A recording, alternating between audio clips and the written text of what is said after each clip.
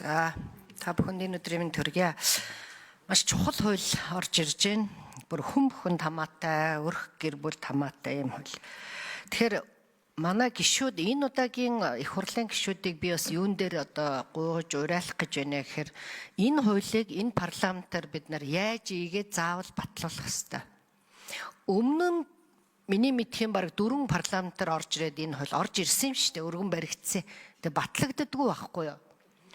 Тэгээ янз бүр болно. Одоо энэ удаа би бол ажлын хэсгийн дараагаар эрэгтэй гишүүнийг томилоосоо гэж хүсэж байгаа. Яагаад тэгэхээр заримдаа ингээ эмэгтэй гишүүд ахлахаар эрэгтэйчүүд ингээ маазраал тэглээ инглээ гэх тэгэнгүүтээ сошиалор бүлэдэж эхэлдэг. Одоо нэг эмэгтэй гишүүд ийм тэнийг юм ярьлаа инглээ тэглээ гэд. Тэр энэ эрэгтэй гишүүдээр нь ахлуулах хэрэгтэй. Тэгээ энэ хуулийг бол маш сайн одоо хилцэх ёстой гэж би хэлэх гээд байгаа. Мэдгүй эрэгтэйчүүд яагаад гацаагаад байдгийг яг батлах болохоор л зарим дээр нь ингээл гацаагаад байдгийг штэ. За би 2016-аас 20 оны хооронд бас энэ намынхаа эмэгтэйчүүдийн шугамар улс орон даяар хилцүүлгийг хийсэн.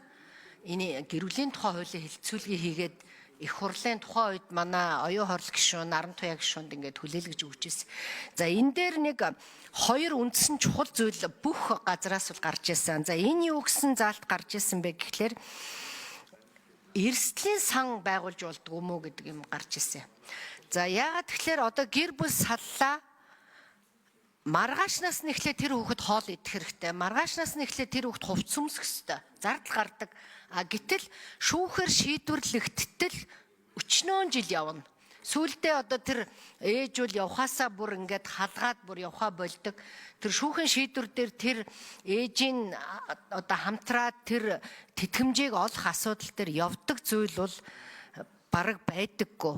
Харин тэр алтан гэрэл гишүүний нэг өргөн барьсан хууль байгаа шүүхэн шийдвэр гүйцэтгэл бол тэр юу болсон бол тэр хууль дээр бол энэ асуудлыг бас сайн шийдвэрлэж өгсөн байсан. Тэгэхээр тэрийг одоо бас яг зэрэг хилцүүлээд явах хэрэгтэй. Өөрөөр хэлбэл энэ гэр бүл салсны дараа үүргээ биелүүлэхгүй байгаа хүмүүст ямар одоо хариуцлага тооцох юм бэ? Яаж энийг хурдан тэр тэтгэмжийг олгох юм бэ гэдэг хамгийн чухал асуудал. Ерөөсөө энэ хуулийн гол амин сүнс гэж би хэлэх гээд байна.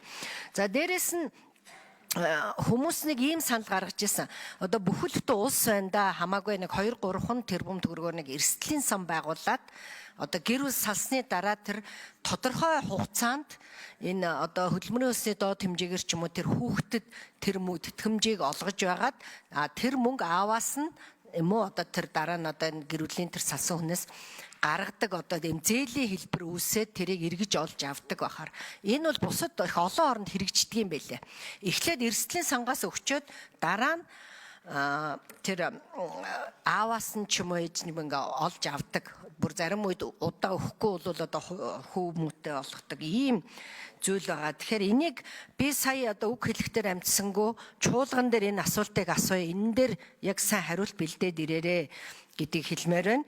За дээрэс нь яг ямар дэмжлэг үзүүлэх юм бэ гэдгийг бас чуулган дээр асууя.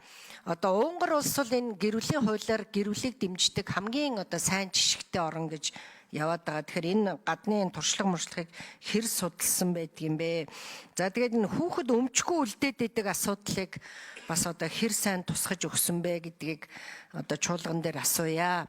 Энэ дээр байна хүүхдүүд гэр бүл салсны дараа насан туршаагүй учраас тэр хөрөнгөний өөр